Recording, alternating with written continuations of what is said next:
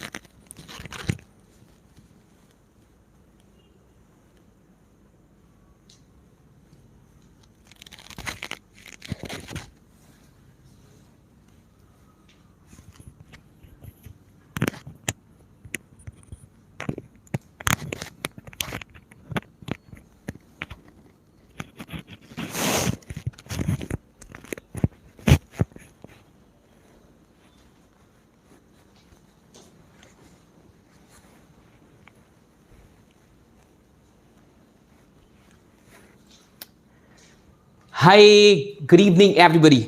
सो आप सबों का बहुत बहुत स्वागत है लीडरशिप मैराथन में। और आज का जो लाइव है ये स्पेशल लाइव है। जैसा कि आप जानते हैं कि आज का लाइव बिल्कुल स्पेशल है, बिल्कुल अलग है, लेकिन ये फिर भी लीडरशिप मैराथन में क्यों रखा गया है ये अंत तक आपको सब कुछ पता चलेगा। आज के इस लाइव में बने रहिएगा अंत तक। बाकी जितने भी लोग यहाँ पे आ चुके हैं, मैं आपसे ये रिक्वेस्ट करूंगा कि जल्दी से इस सेशन का लिंक और भी लोगों के साथ शेयर कर दीजिए, चाहे वो आपके प्रोस्पेक्ट हो या फिर आपके लीडर्स हो, सबके साथ आज के सेशन का ये जो लिंक है ये शेयर कर दीजिए, क्योंकि ये सबके लिए बहुत फायदेमंद होने वाला है। बहुत बहुत शुक्रिया आप सबों का यहां पे कनेक्ट होने के लिए। मैं आपसे एक बार फिर से अनुरोध करूंगा कि आज का जो सेशन है, आज का जो लीडरशिप मैराथन का सेशन है, ये एक स्पेशल सेशन है। आप सब जानते हैं कि ये पूरा मुद्दा सुर्खियों में भी है। तो ये जो पूरा मुद्दा है, क्या है और किस तरीके से ये लीडरशिप का एक पार्ट है और क्या क्या हम यहां से सीख सकते हैं, आज का सेशन सबके लिए फायदेमंद होने वाला है। इसलिए मैं आपसे अनुरोध करूंगा कि इस सेशन का लिंक जल्दी से अपने सारे लीडर्स के साथ, फैमिली मेंबर्स के साथ, दोस्तों के साथ शेयर कर दीजिए। That's great. मैं देख सकता हूं यहां पे कहां से आप कनेक्टेड है। जल्दी से बताइए कि आप कहां से कनेक्टेड है। अपनी जगह का नाम लिखते चलिए कि आप कहां से कनेक्टेड है। आज के सेशन में अंत तक बने रहिएगा। लंबा सेशन थोड़ा सा हो सकता है, मैं आपको पहले ही बता दूं। यस, दिल्ली से लोग कनेक्ट हो चुके हैं, रांची, हैदराबाद, राजस्थान, कोलकाता से लोग कनेक्ट हो चुके हैं। That's great. ओके, काफी तेजी से एक यहाँ पे चैट्स आ रहे हैं। बिहार से लोग कनेक्ट हो चुके हैं। ओके, कोलकाता, यस, समस्तीपुर से लोग कनेक्ट हो चुके हैं। राजस्थान से है, हरियाणा से है, गोवा से है, दैट्स ग्रेट। एमपी से है, औरंगाबाद से है, आसनसोल से है, छत्तीसगढ़ से है, अहमदाबाद से है, महाराष्ट्र से लोग कनेक्ट हो चुके हैं। तो काफी जगहों से लोग कनेक्ट हो चुके हैं। बहुत बहुत शुक्रिया आप तमाम लीडर्स का, आप तमाम लोगों का। आज के सेशन को हम लोग बहुत जल्दी शुरू करने वाले हैं। 1 से 2 मिनट के अंदर मैं शुरू करूंगा। आप में से जितने लोग भी एक्साइटेड हैं, मैं आपसे सिर्फ इतना कह सकता हूं कि अंत तक बने रहिएगा। आज के सेशन में बहुत मजा आने वाला है। ओके, सो आगे थोड़ा सा हम लोग बढ़ते हैं और नेक्स्ट जो चीजें हैं उस पर आते हैं हम लोग। और आज का जो पूरा सेशन है उसके लिए तैयार रहिए। बहुत सारी चीजें आज आपको सीखने को मिलने वाली है। तो कितने लोग एक्साइटेड है, राइट डाउन एक्साइटेड। कितने लोग एक्साइटेड है, राइट डाउन यस। जितने लोग एक्साइटेड हैं यस लिखिए, और जितने लोग चाहते हैं कि आज के सेशन को हम लोग शुरू करें यस लिखते चलिए। ये जयपुर, मुंबई, मैं देख सकता हूं लखनऊ से लोग कनेक्टेड हैं, गुजरात से लोग कनेक्टेड हैं। बहुत बहुत शुक्रिया आप तमाम लोगों का। और आज का सेशन बहुत अलग है, स्पेशल सेशन है, लेकिन बड़े काम का सेशन होने वाला है। यस, बहुत सारे लोग एक्साइटेड हैं, चाहते हैं कि आज के सेशन को शुरू करें और डेफिनेटली आज के सेशन को शेयर जरूर कीजिएगा और भी लोगों के साथ, क्योंकि आज का सेशन सबके लिए होने वाला है। चाहे वो नेटवर्क मार्केटिंग से ताल्लुकात रखते हो या ना रखते हो, वो कोई भी इंसान क्यों ना हो, उनके लिए फायदेमंद सेशन होने वाला है। That's great. मैं देख सकता हूं ओके, बहुत सारे लोग भागलपुर और वाराणसी से भी लोग कनेक्ट हो चुके हैं। That's great. तो चलिए सेशन को आगे आज हम लोग बढ़ाते हैं। द गेम ऑफ एम्प्लॉयमेंट, यहां पे लिखा हुआ है द गेम ऑफ एम्प्लॉयमेंट। सारा खेल रोजगार का है साहब। ये सारी चीजें जो आज हो रही है, सारा बवाल जो हो रहा है, ये सब कुछ जो कुछ भी आप देख रहे हैं, ये पूरा गेम है। और ये गेम किसका है? एम्प्लॉयमेंट का। देखिए, जब कभी भी पॉलिटिक्स और ये सारी जो बातें हो रही है, पॉलिटिक्स की बातें, ये मोदी जी की बातें, जो कुछ भी हो रहा है अभी सरकार में और जो भी विरोध हो रहा है, ये पूरा गेम किस चीज का है? एम्प्लॉयमेंट का पूरा गेम है, यानी ये रोजगार का गेम है। और इस गेम में सरकार से लेके, लोग से लेके, टीचर्स, स्टूडेंट्स सब शामिल हैं। और क्या है ये पूरा गेम? आगे आगे थोड़ा सा हम लोग समझते चलेंगे। ये देख रहे हैं आप, ये हाई स्कूल है, ये कॉलेज भी आप मान सकते हैं। और यहां से ये देख रहे हैं किस तरीके से लोग यहां से फेंके जा रहे हैं, निकल नहीं रहे हैं, फेंके जा रहे हैं। और ये यहां पे लाइनों में खड़े हैं और ये लंबी सी लाइन है और यहां जॉब सेंटर लिखा हुआ है। सो एक बड़ी तादाद है, करोड़ों लोगों की तादाद है जिनको नौकरियां चाहिए, जिनको रोजगार चाहिए। और यहां से ये मैन्युफैक्चरिंग हो रही है, स्कूल, कॉलेजेस ये मैन्युफैक्चर कर रहे हैं बहुत सारे लोग। लेकिन जाके यहां तक बड़ी लंबी लाइन है, बहुत सारे लोग को नौकरियां नहीं मिल पाती, बहुत सारे लोग की उम्र निकल जाती है, कई सारी घटनाएं हैं इस बीच में, काम खोज रहे हैं लोग लेकिन काम नहीं मिल पाता है। तो आइए आगे थोड़ा सा समझते हैं ये पूरी चीज क्या है। सबसे पहले दो चीजों को समझेंगे आज, एम्प्लॉयमेंट और अनएम्प्लॉयमेंट। ये रोजगार और बेरोजगारी, ये दो चीजें क्या है, इसको थोड़ा सा समझ लेते हैं, फिर आगे हम लोग बढ़ेंगे। एम्प्लॉयमेंट इज एन एग्रीमेंट, यहां पे क्लियर लिखा हुआ है कि ये एक एग्रीमेंट है। ओके, ये जो रोजगार है ये एक एग्रीमेंट है। किसके किसके बीच का एग्रीमेंट है, इसे थोड़ा सा समझ लेते हैं। ये एक एग्रीमेंट है किसके बीच का? बिटवीन एन एम्प्लॉयर, यानी कि जो इंसान आपको रोजगार देता है उसके बीच का, एंड एन एम्प्लॉय, और जो इंसान यानी कि नौकरी करता है जिसको ये रोजगार मिलता है, उन दोनों के बीच का ये एक एग्रीमेंट है।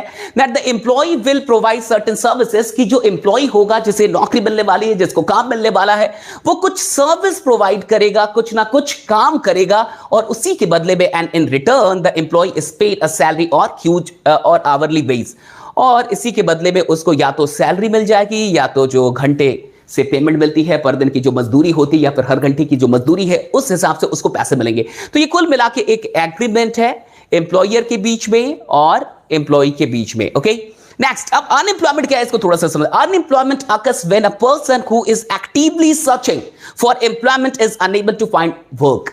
कहने का क्या मतलब है? अनएम्प्लॉयमेंट तब होता है, बेरोजगारी तब आती है जब कोई इंसान नौकरी खोज रहा है, वो नौकरी के योग्य भी है, उसे काम करने का मन भी है, उसे इच्छा भी है कि वो काम करे, और वो उतने ही वेतन पे काम करना चाहता है, उतने ही बेसिस पे काम करने के लिए तैयार है जितना मार्केट में चल रहा है। बहुत गौर से समझिए, एक इंसान जो काम करना चाहता है, काम करने के योग्य भी है, और वो उतने ही वेतन पे, उतने ही पैसों पे काम करने के लिए तैयार है जितना कि वर्तमान में चल रहा है, और उसके बाद भी अगर उसको काम ना मिले तो इसे बेरोजगारी कहते हैं, इसे बेरोजगारी की स्थिति कहते हैं। यहां से बेरोजगारी शुरू हो जाती है कि आप काम करने के योग्य भी है, आप काम करने के इच्छुक भी हैं, और आप उसी अमाउंट पे, उसी पैसों पे काम करना चाहते हैं जितना अभी मार्केट में चल रहा है, और फिर भी आपको नौकरी नहीं मिल रही, फिर भी काम नहीं मिल रहा, यानी यहां से बेरोजगारी शुरू होती है।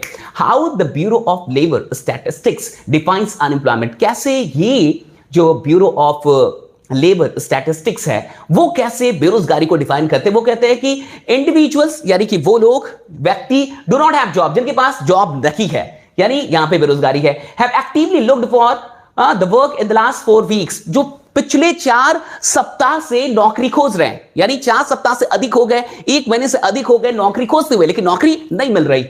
और या फिर इसके अलावा है कि वह temporarily laid off and waiting to be called back to that job, और हो सकता है कि टेम्परली उनको जॉब से निकाल दिया गया, उनको काम से निकाल दिया गया, और अब वो इंतजार कर रहे हैं कि उनको जॉब पे फिर से बुलाया जाए। जैसा कि इस पूरे कोविड में देखा गया, कोविड में 50 लाख से अधिक लोगों की नौकरियां चली गई। ये वैसे लोग थे जो सैलरीड थे, इसमें से अधिकतर लोग सैलरीड थे। सैलरीड का मतलब कि इनके पास ऑर्गेनाइज सेक्टर्स में जॉब थे, इनको सैलरी मिल रही थी, और फिर भी लगभग 50 लाख लोगों की नौकरियां जा चुकी हैं। अब वो इंतजार कर रही कि उनको बुलाया जाए। बहुत सारे लोग आपको अभी तक कोई कॉल नहीं आया है उनकी ऑफिस से या उनकी कंपनी से, बहुत सारे जॉब्स जो कट हुए अभी तक उनको वापस कोई बुलावा नहीं आया है। तो ये बेरोजगारी की स्थिति है। कितने लोग इस बात को समझ गए कि बेरोजगारी क्या है? बेरोजगारी का सिंपल सा मतलब है, आप काम करना चाहते हैं, आप काम करने के योग्य हैं, आप अधिक पैसा भी नहीं मांग रहे, जितना चल रहा है मार्केट का रेट उतना ही चाहते हो, उसी में काम करने के लिए तैयार हैं, फिर भी काम का ना मिलना, यह बेरोजगारी है। ये बेरोजगारी। कितने लोगों को बात समझ में? Write down yes. और रोजगार का मतलब है एग्रीमेंट। एक एग्रीमेंट होता है किसके बीच का? एम्प्लॉयर और एम्प्लॉय, इन दोनों के बीच का, जो नौकरी दे रहा है, जो काम दे रहा है और जो काम करने आया है, उनके बीच का एक एग्रीमेंट है। और जहां पे ये एग्रीमेंट ये कहता है कि जिसे भी काम मिल रहा है वो कुछ ना कुछ करेगा, कुछ ना कुछ सर्विस प्रोवाइड करेगा, सर्टेन सर्विसेज वो प्रोवाइड करेगा और इन रिटर्न उसको पैसे मिलेंगे, या तो मंथली मिलेंगे या तो आवरली मिलेंगे। So that's the whole case. कितने लोगों को बात समझ में आ गई? अब थोड़ा सा आगे बढ़ते हैं। ये कोई बहुत बड़ी बात नहीं है, ये सिंपल सी बात है। नेक्स्ट, अब थोड़ा यहां समझते हैं कि व्हाट एंड व्हाई, ये सबसे इंपॉर्टेंट चीज होने वाली है। अगर आप नेटवर्क मार्केटिंग कर रहे हैं या नहीं कर रहे हैं, मुझे उससे कोई मतलब नहीं है, लेकिन अगर आप एक सिटीजन है, एक इंसान है और जिंदा है, आप हो सकता है आप युवा हो।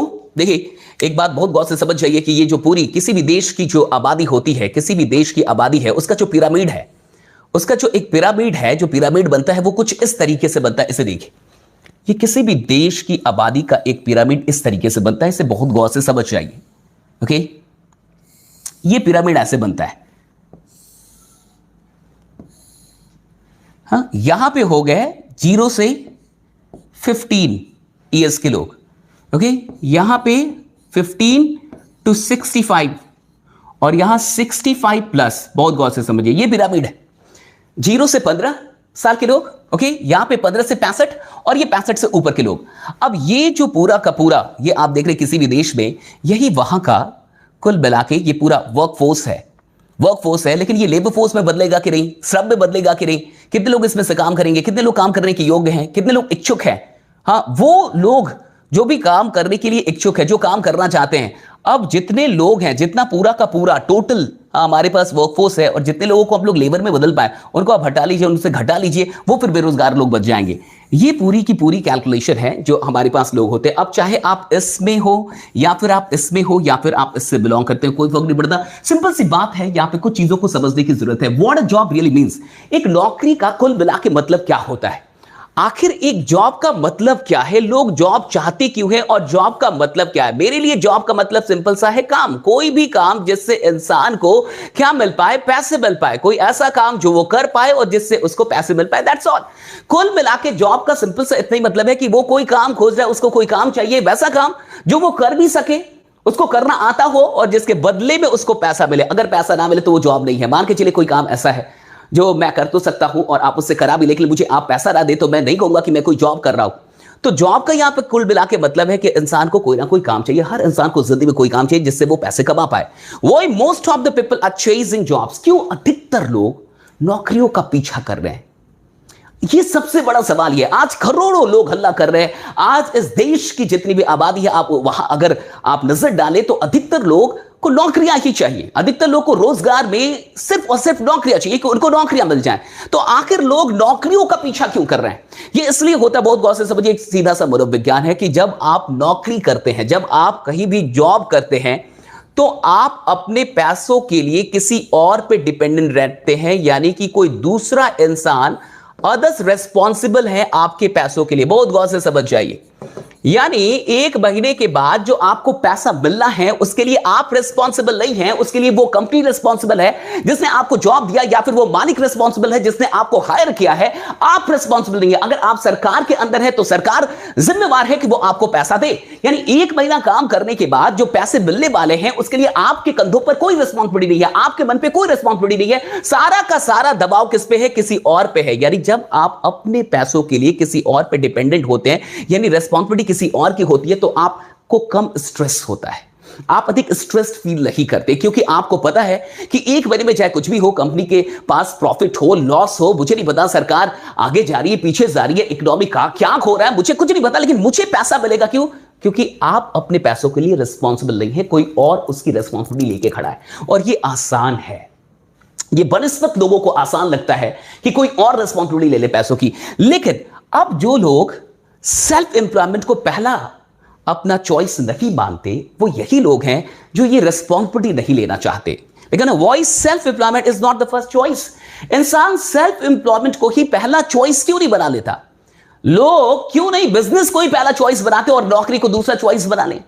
क्यों बिजनेस सबसे ऊपर प्रायोरिटी पे नहीं होती? क्योंकि यहां रिस्पॉन्सिबिलिटी अपने पैसों की खुद लेनी पड़ती है। बिजनेस का सिंपल सा रूल है साहब कि आपके चेक्स उतने के बनेंगे जितना आप बना सकते हैं, आप उतना मुनाफा कमाएंगे जितना आप कमा सकते हैं। यानी अगर आप पैसे कमाएंगे तो रिस्पॉन्सिबल आप होंगे, अगर रकीब कमाएंगे तो भी रिस्पॉन्सिबल आप होंगे। अगर 30 दिनों के बाद आपको पैसे मिलेंगे या फिर हर रोज आपको पैसे मिलेंगे तो पूरी की पूरी रिस्पॉन्सिबिलिटी आपके ऊपर है। अगर आप गरीब रह गए, आप अमीर नहीं बन पाए, आपको पैसे नहीं मिल रहे, आपका काम नहीं चल रहा, उसके लिए भी रिस्पॉन्सिबल सिर्फ और सिर्फ आप होंगे। सिंपल सी बात है, रिस्पॉन्सिबिलिटी लेने से लोग डरते हैं। बहुत गौर से समझिए, रिस्पॉन्सिबिलिटी लेने से लोग डरते हैं, वो भी खासकर किसकी?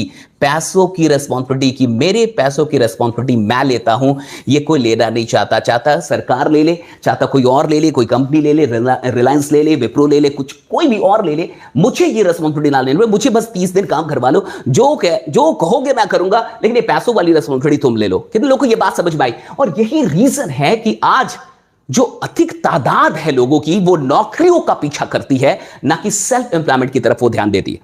कितने लोग मेरी बात को समझ पाए? राइट जब यस। जितने लोग को मेरी बात समझ में आ गई, ये देखिए, ये डर क्या आखिर भाई? क्यों ये हल्ला हो रहा है? क्यों जॉब ही चाहिए सबको? क्यों एक 15 साल का इंसान, एक 22 साल का इंसान, एक 23 साल का इंसान अगर जॉब नहीं मिलता है तो उसको फ्रस्ट्रेशन फील होता है, उसको डिप्रेशन फील होता है? क्यों? क्या एक इंसान जिसने 22 साल इस दुनिया में बिता लिए, जिसने 25 साल इस दुनिया, क्या वो इतना समर्थ नहीं है कि वो खुद का कुछ शुरू कर पाए? बहुत गौर से समझने वाली बात है। तो कहां है प्रॉब्लम? प्रॉब्लम रिस्पॉन्सिबिलिटी को लेने में एक डर है साहब। ये डर कोई नहीं लेना चाहता, हर इंसान चाहता है ये कोई और ले ले उसके बदले। Getting my point? कितने लोगों को मेरी बात समझ में आ रही है? बहुत बहुत शुक्रिया आपका। नेक्स्ट स्लाइड पे थोड़ा सा हम लोग बढ़ते हैं, आगे में हम लोग थोड़ा सा बढ़ते हैं। अब देखिए 3 बिगेस्ट क्वेश्चन, ये आज का बहुत बड़ा मोमेंट है। अभी जो मैं 3 सबसे बड़े सवाल आपसे पूछ रहा हूं, ये जिंदगी के 3 सबसे बड़े सवाल है, और ये सवाल पूरे के पूरे रोजगार से जुड़े हुए, हमारे करियर से जुड़े हुए। मोदी रोजगार दो, इन सारी चीजों से ये 3 सवाल कनेक्टेड है। डायरेक्ट सेलिंग से लेके ये पूरी जिंदगी से कनेक्टेड, पूरे करियर से कनेक्टेड है। और ये 3 सवाल किसी की भी जिंदगी में एक सोच पैदा कर सकते हैं, जो सोच उसको सही डायरेक्शन दे सकता है। एक ऐसी सोच जहां से उसका डर दूर हो सकता है, जहां से उसको एक नया डायरेक्शन मिल सकता है, उसकी जिंदगी पूरी बदल सकती है। इन 3 सवालों से आइए देखते हैं ये 3 सवाल क्या है। पहला सवाल, can there be any government which will be able to provide jobs to 100% youth of the nation? पहला सवाल, क्या कोई भी ऐसी सरकार कभी भी हो सकती है फ्यूचर में जो इस देश के 100% युवाओं को नौकरी दे दे? पहला सवाल। कितने लोग इसमें हां या ना कहते हैं? राइट जॉन, यस और नो। क्या कभी भी इन फ्यूचर ऐसी कोई सरकार आ सकती है, ऐसी कोई सरकार बन सकती है जो 100% युवाओं को नौकरी दे पाए? यस और नो? Yes sir. देखिए बहुत बड़े सवाल है ये। 3 सवाल आपकी पूरी जिंदगी में एक नया सोच पैदा करेंगे। That's my challenge, that's my. और वो जो डर है ना, रिस्पॉन्सिबिलिटी, वो डर से आपको दूर निकालेंगे। किसी ने यस लिखा है। मैं आपसे बता दूं, आज जितनी भी डेवलप कंट्रीज है, क्या वहां 100% युवाओं को नौकरी मिलती है? चाइना का हाल पता आपको, वहां भी बेरोजगारी है। क्या अमेरिका का हाल, वहां भी बेरोजगारी है? जाके थोड़ा सा पढ़ाई कर लीजिए, जाके गूगल कर लीजिए कि वहां पे अनएम्प्लॉयमेंट का क्या हाल है, चाहे वो अमेरिका हो चाहे वो चाइना हो, दोनों जगहों पे। आज मैं सब कुछ को देख रहा था, सारी चीजों को पढ़ रहा था। मैं आपको बता दूं, कोई भी सरकार, आज अमेरिका में भी 100% युवाओं के लिए नौकरी नहीं है, चाइना में भी 100% युवाओं के लिए नौकरी नहीं है, तो फिर किसी भी सरकार की यह औकात ही नहीं है जो 100% युवाओं को नौकरी दे दे। Getting my point? जितने लोगों को मेरी बात समझ में आ रही है यहां पे लिखते चलिए, और यहां पे आप पार्टिसिपेट कीजिए ताकि बहुत सारे लोग आपको देख रहे हैं और वो भी देख रहे हैं कि यहां पे क्या चल रहा है, लोग कितना समझ पा रहे हैं। अब देखिए ये पहला सवाल था। दूसरा सवाल, दैट्स वेरी इंपॉर्टेंट। देखिए जो दूसरा सवाल है वो भी काफी इंपॉर्टेंट है। दूसरा सवाल क्या आप यहां पे पढ़ सकते हैं, will every student be able to crack competitive examinations? क्या कभी ऐसा होगा कि सारे स्टूडेंट्स कॉम्पिटिटिव एग्जामिनेशंस को क्रैक कर लेंगे? माय क्वेश्चन टू यू, क्या कभी ऐसा होगा कि जितने लोग कोटा जाते हैं मेडिकल की तैयारी के लिए, और जितने लोग मुखर्जी नगर जाते हैं यूपीएससी की तैयारी के लिए, और जितने लोग दिल्ली जाते हैं एसएससी की तैयारी के लिए, क्या कभी ऐसा होगा कि जितने लोग कोचिंगों में एडमिशन लेते हैं, जितने लोग तैयारियां करते हैं, उन सब की यह औकात होगी कि वो एग्जामिनेशन को क्रैक कर पाए? मैं आपसे सीधा सवाल कर रहा हूं, क्या कभी ऐसा होगा कि हर बच्चा कंपटीशन को क्रैक कर पाए? सच सच बताइएगा, ये फालतू की मोटिवेशन की बात नहीं है, प्रैक्टिकल बात आपसे पूछ रहा हूं, क्या ये पॉसिबल है? Yes no, yes no. साहब जो लोग यस लिख रहे हैं ना, तो फिर आप बताओ ना, कोटा में तो बहुत ऐसे कोच हैं ना जिनके पास सारी सुपरस्टार टीचर्स हैं, सबसे क्यों नहीं निकलवा देते रिजल्ट? देखिए मजाक नहीं हो रहा यहां पे। आप दुनिया के सबसे बेस्ट टीचर्स को लेके आ जाइए, हर इंसान कॉम्पिटिटिव एग्जाम को क्रैक कर लेगा, ऐसा कभी नहीं होगा, ऐसा कभी नहीं होगा साहब, ऐसा कभी नहीं होगा, मैं आपको बता रहा हूं। सो ये दूसरा सवाल है। तीसरा जो बहुत इंपॉर्टेंट सवाल है, what if not government jobs? तो अगर गवर्नमेंट जॉब ना हो तो फिर क्या करे इंसान? अगर ये गवर्नमेंट जॉब ना हो तो फिर क्या करिए? सारी चीजों का जवाब दूंगा आज मैं आपको, और बहुत सारी चीजें आपसे आज बात करने वाला हूं। ये 3 बहुत बड़े सवाल अपने आप से पूछिए, आज रात सोने से पहले खुद से पूछिए, अपने मां बाप से पूछिए, अपने परिवार में सबसे पूछिए, हर इंसान से पूछिए कि क्या ये 3 सवाल आप सबसे पूछिए कि उनका जवाब क्या है। कि क्या कोई ऐसी सरकार आएगी जो 100% युवाओं को नौकरी दे दे? क्या ऐसी कोई सिचुएशन आएगी, ऐसी कोई स्थिति फ्यूचर में आने वाली है कि हर एक स्टूडेंट जो कॉम्पिटिटिव एग्जामिनेशन की तैयारी कर रहा है वो कॉम्पिटिटिव एग्जामिनेशन को ब्रेक कर दे, क्रैक कर दे? क्या ऐसा कभी हो सकता है? और तीसरी चीज, if not government jobs then what, right? तो फिर क्या होगा? और एक चीज है ना कि there is magic in asking yourself the right questions. साहब जादू तो इधर है। जादू पता है कहां पे? जब आप अपने आप से सही सवाल करते हैं तो जादू होता है। जिंदगी में जादू पता कब होता है? There is magic है, जादू है in asking yourself the right questions। जब आप खुद से सही सवाल करते हैं तब जाके जिंदगी बदल। ये सही सवाल ये 3 है। आगे बढ़ते हैं थोड़ा सा। कितने लोगों को मेरी बात समझ में आ रही है? Right jump yes, right jump yes. जितने लोगों को मेरी बात समझ में आ रही है, और शेयर भी कर दीजिए अपने सारे फ्रेंड से, सारे रिलेटिव से, अपने पूरे परिवार के साथ। इस पूरे सेशन को देखिए, बहुत फायदेमंद सेशन होने वाला है, बहुत सारी चीजें अभी निकल के आने वाली। Getting my point?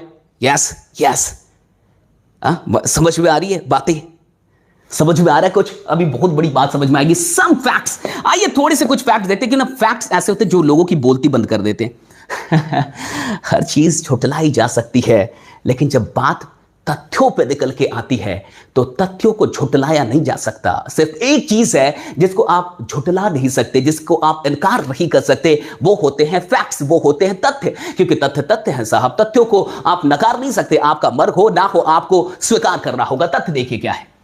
पिछले 3 साल में इतनी घट गई हैं सरकारी नौकरियां। भारत में फिलहाल 3.75% लोग ही सरकारी नौकरी करते हैं। बड़े अच्छे से देख लीजिए ये प्रतिशत, 3.75।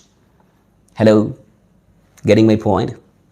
3.75% कितना होता है? निकालते रहिएगा। और सरकारी एजेंसियों का डेटा बताता है कि यूपीएससी, एसएससी, बैंकिंग और सेंट्रल पब्लिक सेक्टर में बीते 3 सालों में लगातार नौकरियां बढ़ गई हैं। क्या बढ़ रही हैं? ये बढ़ ही लिखा है ना, गलत तो नहीं पढ़ रहा मैं? हैं? लगातार नौकरियां बढ़ रही हैं या घट रही हैं? बढ़ते चली जा रही हैं या घटते चली जा रही है, कम होते चली जा रही है? यहां पे बढ़ रहे हैं आप, दिख रहा है आपको? नहीं दिख रहा तो कोई बात नहीं, आराम से देखिएगा। 3.75% लोग ही इस देश में सरकारी नौकरी में है। पहले तो कान खोल के इस बात को सुन लीजिए। अब कोई भी सरकार आ जाए ना साहब, इस 3 को 4 कर देगी, 4 को 5 कर सकती है, 5 को 6 कर सकती है। औकात नहीं है कि इसको 30 कर ले, औकात नहीं है कि 40 कर ले। बहुत गौर से समझ जाइए, बहुत गौर से समझ जाइए कि ये 3.75 को कोई भी सरकार आके 4.75 कर सकती है, 5.75 कर सकती है, 6 तक मान लेता हूं। चलो, इससे बड़ी औकात तो आप भी इधर जिंदा को, मैं भी इधर जिंदा को देखेंगे हम लोग। लेकिन इतना तो याद रखना कि ये 30 नहीं हो सकता, ये 40 नहीं हो सकता, ये 15-20 भी नहीं हो सकता। ये दिमाग खोल के और उस दिमाग में डाल लीजिए, बड़ा काम आएगा आपकी पूरी जिंदगी के लिए, राइट? अब थोड़ा सा आगे बढ़ते हैं, कैसे कम हुई है नौकरियां। आइए देखिए ना, बड़ा मजा आएगा, बहुत मजा आएगा आपको ये पूरा खेल देखने में। खेल तो पहले जानिए। 2014 और 15, और ये किसकी है? UPSC, SSC, RRB, RSC. यही तो सबसे बड़ी रिक्रूटिंग एजेंसीज हैं, जो गवर्नमेंट की सबसे बड़ी रिक्रूटिंग एजेंसीज हैं, जो भारत सरकार के लिए लोगों को भर्ती करती हैं। उसमें सबसे बड़ी है आरआरबी और एसएससी, उसके बाद से यूपीएससी और यार। तो ये सबसे बड़ी, यही 3 सबसे बड़ी एजेंसीज हैं जो भर्ती करती हैं सरकार के लिए लोगों को। अब देखिए 2014-15 में कितने भर्ती हुए? 1,13,524। 2015-16 में कितने हुए? 1,11,807। और 2016-17 में कितने हुए? 1,09,33। आप बताइए, बढ़ रहा है या घट रहा है? दिख रहा है? 14-15 में 1,13,524, 15-16 में 1,11,807, 16-17 तक का आंकड़ा मेरे पास है 1,09,33। बाकी जो लोग कॉम्पिटिटिव एग्जामिनेशन की तैयारी करते हो उनसे पूछिए कि बैंकिंग का हाल क्या है, उनसे पूछिए कि नौकरियों में सीट्स कैसे कम हो रहे हैं, उनसे पूछिए, वो आपको बेहतर बताएंगे कि सीट्स कैसे कम हो रहे हैं साहब, किस तरीके से सीट्स कम हो रहे हैं वो आपको बताएंगे। यूपीएससी तक के सीट्स इतने कम हो चुके हैं कि पूछे में, इतना बड़ा फाइट हो चुका है, इतना बड़ा कंपटीशन हो चुका है, वो बेहतर आपको बताएंगे। तो ये आंकड़ा निकल के आ रहा है, ये फैक्ट है, आप इसको झुटला नहीं सकते। तो दिस इज द रियलिटी। आगे बढ़ते थोड़ा सा।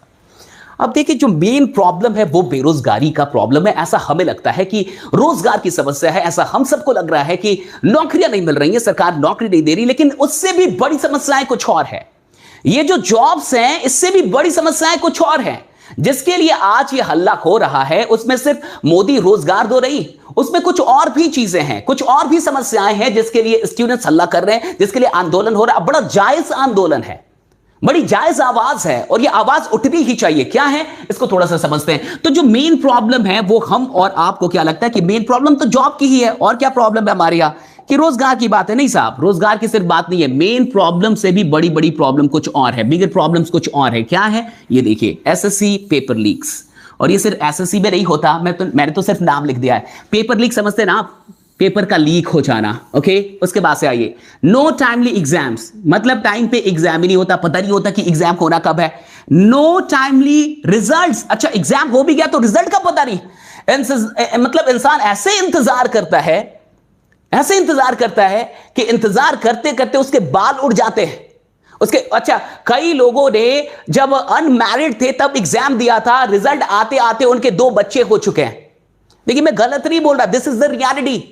जब उन्होंने एग्जाम दिया था, बेचारे अनमैरिड थे, एग्जाम का रिजल्ट आया, पता चला शादी हो गई, 2 बच्चे हो गए, तब रिजल्ट आया। क्या क्या तरीका है साहब, क्या तरीका किसी की जिंदगी से खेलने का। No timely result, okay, and no timely joining. Result आ भी गया तो पता चल रहा है ज्वाइनिंग का हालत खराब है, राइट, कोई टाइम पे ज्वाइनिंग नहीं है। अब देखिए एक बहुत बड़ी बात, फिर आउट हुआ एसएससी का पेपर। आप देख रहे हैं आर्टिकल, देखिए, फिर आउट हुआ। अरे फिर आउट हुआ मतलब पहले और भी हुआ है, हाँ? पहले और भी हुआ है तब तो ये आया, पहले और भी हुआ है, ये तो ये खुद ही बता रहा है। फिर आउट हुआ मतलब पहले और भी हुआ है। एसएससी का पेपर आउट हुआ। हाँ, या तो हम लोग, अभी आईपीएल आ रहा है, बैट्समैन आउट होते हैं, हमारे यहां तो पेपर ही आउट हो जाता है साहब। कौन कहता है? हमारी सरकार इतनी खतरनाक है क्रिकेट में, आप और हम तो क्रिकेट में बैट्समैन को आउट करते हैं, इधर तो ऐसे ऐसे लोग इस देश में बैठे पेपर को आउट कर लेते हैं, राइट। 5-5 लाख में बिका। अच्छा, उससे भी बड़ी बात तो यहां पे है, आहा, गार्जियंस कहां हैं? अगर मेरी वीडियोस को, अगर आज के सेशन को हमारे गार्जियंस देख रहे हैं तो मैं उनको प्रणाम करता हूं, पहले उनके चरणों में प्रणाम करता हूं। ये 5 लाख बच्चों की औकात नहीं होती देने की। पेपर के लिए 5 लाख बच्चे नहीं दे सकते, क्योंकि उनके पास तो कई बार 5,000 रुपए नहीं होते ताकि वो किसी कोर्स को ज्वाइन करे या किसी कोचिंग में जाके किसी सब्जेक्ट को पुनः पढ़ ले, फिर से पढ़ ले, अगर उनको समझ में ना आया हो। तो ये 5-5 लाख, मेरे प्यारे गार्जियन हो, जितने भी गार्जियंस यहां पे हैं, जितने भी माँ बाप यहां पे बैठे हुए हैं, आप बड़े ध्यान से सुनिए, ये 5-5 लाख बच्चे निकाल के नहीं लाते, ये आप देते हैं। और इस देश में ना, इस देश में तकनीकी समस्या कम है, मानवीय समस्याएं अधिक है। बहुत गौर से समझ जाइए, इस देश में तकनीकी समस्याएं तो फिर भी उसको सॉल्व किया जा सकता है साहब। अगर कोई टेक्नोलॉजी में प्रॉब्लम है उसको सॉल्व कर लिया जाएगा, सिस्टम में प्रॉब्लम है सॉल्व, इंसान के अंदर प्रॉब्लम है, घंटा ना सॉल्व हो पाता है। अब आप बताइए, ये तो गार्जियन में प्रॉब्लम है ना इस देश में, कि वो 5-5 लाख फेंकने के लिए तैयार हैं, लेकिन वही बच्चा जब 10,000 रुपए किसी काम के लिए मांगेगा, नहीं देंगे, कुछ और बोलेगा करने के लिए, नहीं सपोर्ट करेंगे। लेकिन इनके पास 5 लाख रुपए आ जाता है जब नौकरी की बात आती है, 5 लाख रुपए लेके और कूद जाते हैं संग्राम में, एकदम पूरे युद्ध में। मेरे बेटे को दिला दो, ये लो 5 लाख। कैसे गार्जियन है साहब? जब तक ऐसे लोग रहेंगे और ऐसे गार्जियन रहेंगे, आपको क्या लगता है पेपर आउट नहीं होगा? क्लीन बोल्ड होते रहेगा, सुन लीजिए, आउट ग्रीन बोल्ड होता रहेगा पेपर। क्या कर लेंगे आप? इस देश में मानवीय समस्याओं से हम जूझ रहे हैं साहब। तकनीक को तो सुधार लेंगे, चरित्र को कैसे सुधारेंगे? मैं तो यही बोल रहा हूं ना, पिछले कई वर्षों से बोल रहा हूं कि हमारे देश ने बड़ी तरक्की की है, बड़ी प्रगति की है, लेकिन तकनीक में की होगी, किसी और क्षेत्र में की होगी, चरित्र में तो नीचे आए हैं ना। यहां से पता चल रहा है ना, 5-5 लाख से पता चल रहा है बिका। और ये पेपर नहीं बिकता साहब, चरित्र बिकता इंसान का। बहुत गौर से सुन लीजिए, खराब लगी तो कोई बात नहीं, मुझे या तो माफ कर दीजिएगा या तो गाली दे लीजिएगा, लेकिन इंसान चरित्र, ये पेपर नहीं बिक रहा, ये चरित्र बिक रहा है, बेचने वाले का भी और खरीदने वाले का भी। बहुत गौर से समझ जाइए, चाहे उसमें सरकार के लोग हो, मुझे नहीं पता, बड़े लोग हो, मिले हुए लोग हो, मैं नहीं जानता, लेकिन जो भी बेचता है और जो भी खरीदता है, ये ना तो पेपर बिकता है, ना तो पेपर खरीदे जाते हैं, चरित्र बिकता है, चरित्र खरीदा जाता है। साहब चरित्र बिक रहा है। और यही चीज की जब लड़ाई, और ऐसे ही गार्जियन जब बोलते हैं ना कि डायरेक्ट सेलिंग खराब है, और तब जब ऐसे लोग बोलते हैं ना कि डायरेक्ट सेलिंग बढ़िया नहीं है, गलत धंधा कर रहे हो, हाँ बेचने का काम कर रहे हो। अरे साहब हम तो फिर भी उत्पाद बेचने का काम कर रहे हैं, आप तो देश और चरित्र बेचने का काम करते हैं। अरे फिर भी डायरेक्ट सेलिंग के लोग, नेटवर्क मार्केटिंग के लोग उत्पाद ही बेचते हैं ना साहब, उत्पाद ही बेचते हैं। लेकिन आप कैसे उनको छोटा महसूस करवाते हैं, कैसे कुछ कुछ गार्जियंस मैंने देखे कैसे छोटा महसूस करा देते हैं बच्चों को। अरे ये कौन से गलत धंधे में पड़ गए, अरे ये तो खराब धंधा है, तो ये धंधा बढ़िया है क्या, ये बढ़िया धंधा है क्या, देश बेचा जाए, चरित्र बेचा जाए, ये बढ़िया धंधा है क्या साहब। लेकिन आप करने नहीं देंगे ना, आपको तो यही चाहिए, यू नीड दैट, राइट। तो इस बात को समझिए। कितने लोग को ये बात समझ में आई, कितने लोग मेरे साथ है, राइट डाउन यस। कितने लोग को लगता है मैं सही बात बोल रहा हूं, वो थोड़ा सा यस लिखे कि ये बच्चों के पास ही पैसा नहीं होता साहब, ये 5 लाख उनकी औकात में नहीं है साहब, ये तो गार्जियन निकाल के देते हैं, राइट डाउन। जितने लोगों को लगता है कि मैं सच बोल रहा हूं, सही बोल रहा हूं, वो मेरा थोड़ा सा यहां पे समर्थन करे, राइट डाउन यस। और ऐसे गार्जियन मैंने देखे साहब, ऐसे गार्जियंस मैंने देखे जो अपने बच्चों को टॉर्चर करते जब वो कोई बिजनेस करने निकलते, जब वो कोई धंधा कर, वो टॉर्चर करेंगे, लेकिन इसके लिए पैसा निकाल के लाएंगे ना साहब। ये है ये देश, यहां तकनीकी समस्याएं नहीं है, मानवीय समस्याओं से हम जूझ रहे हैं।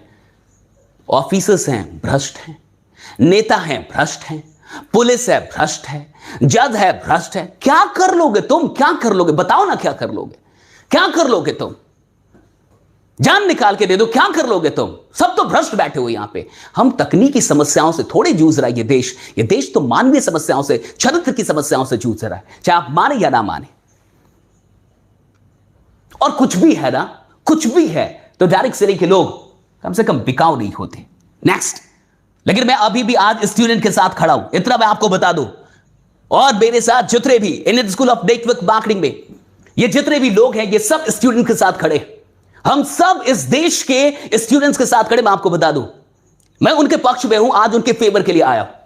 लेकिन कुछ चीजें जो आपको समझाना चाहता हूं, ये जरूरी है, इसलिए समझा रहा हूं। नेक्स्ट चीज, आइए थोड़ा सा खान सर को सुनते हैं। कितने लोग खान सर को जानते हैं, जानते होंगे, पटना वाले खान सर, हाँ, you must have seen watch his videos on YouTube, आपने देखा होगा, काफी प्रचलित है। आइए, क्योंकि मैं बोलूंगा तो कई बार आपको लगेगा कि गलत बोल रहा हूं, मैं तो डायरेक्ट सेलिंग का ट्रेनर हूं, हाँ मैं तो ट्रेनर हूं, मैं तो Indian school of network marketing का फाउंडर हूं, तो अपने फायदे के लिए शायद बना बना के बातें बोल रहा हूं। लेकिन ये लोग नहीं बोलेंगे, क्योंकि ये पढ़ाने का ही काम करते हैं, ये टीचर्स हैं। ओके, सो आइए थोड़ा सुनते हैं।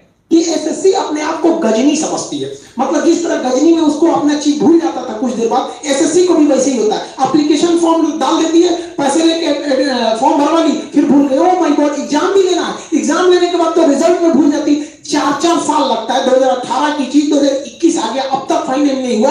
ये एसएससी ये काम किस चीज को करने के लिए बैठे हैं, इसका नाम ही चेंज करना चाहिए, सुपर स्केल कमीशन। कभी इसका क्वेश्चन लीक हो जाता है, कभी कुछ हो जाता है, मतलब ये लोग एक अच्छे से एग्जाम कंडक्ट नहीं करा पाते। अब बड़े स्टूडेंट और टीचर के साथ दो समस्या है। टीचर को ये भी देखना है कि भैया आपको पढ़ाना भी है, बाद में एसएससी से लड़ाई भी करना है। स्टूडेंट के सामने समस्या है, भैया हमको दिल लगा के पढ़ाई भी करना है, फिर एक बार धांधली के खिलाफ हम लोग को आवाज उठाना है कि हमारे भैया फेयर एग्जाम होना चाहिए।